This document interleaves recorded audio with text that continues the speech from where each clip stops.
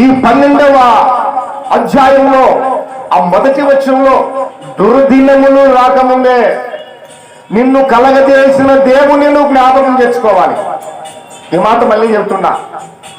చాలా మంది ఏమైతే తెలుసా, చేతులు కాలిన తర్వాత ఆకులు పట్టుకుంటారు. అంతా అయిపోయిన తర్వాత అబ్బా ఇట్లయిపోయింది అట్లయిపోయింది అని బాధపడుతూ ఉంటారు. అందుకే వాక్యం చెబుతుంది, అయ్యా దుర్దినములు రాకముందే, నీ జీవితంలో కష్టాలు, కన్నీళ్లు, వేదన, దుఃఖము, రోగము, జబ్బులు రాకముందే నిన్ను కలగజేసిన దేవుడు ఒకసారి జ్ఞాపకం చేసుకో. ఎందుకు జ్ఞాపకం చేసుకోవాలి? నిన్ను కలగజేసిన దేవుడు పరిశుద్ధుడు.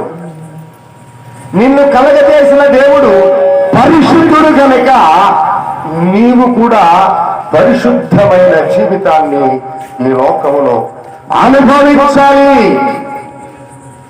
పాపపు క్రియలను పక్కన పెట్టాలి, పనికి మాలిన మాటలు పక్కన పెట్టాలి, అనవసరమైనటువంటి ఈ కాల వ్యాపన పక్కన పెట్టాలి.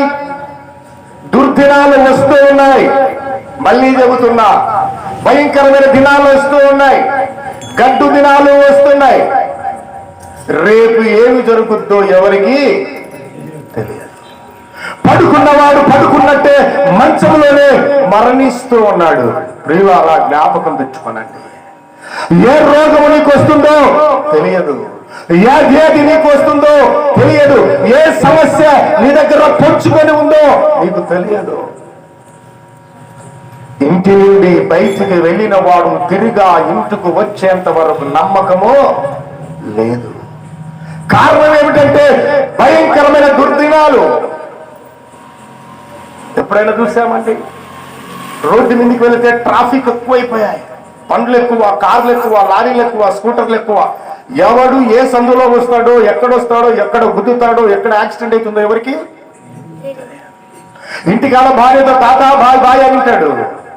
భార్య ఎదురు చూస్తూ ఉంటుంది, ఇదిగో నా భర్త డ్యూటీ నుంచి వస్తూ ఉన్నాడు, ఇదిగో నా కొడుకు కాలేజీ నుంచి వస్తున్నాడు, ఇదిగో నా బిడ్డ కాలేజీ నుంచి ఇంటికి వస్తుంది.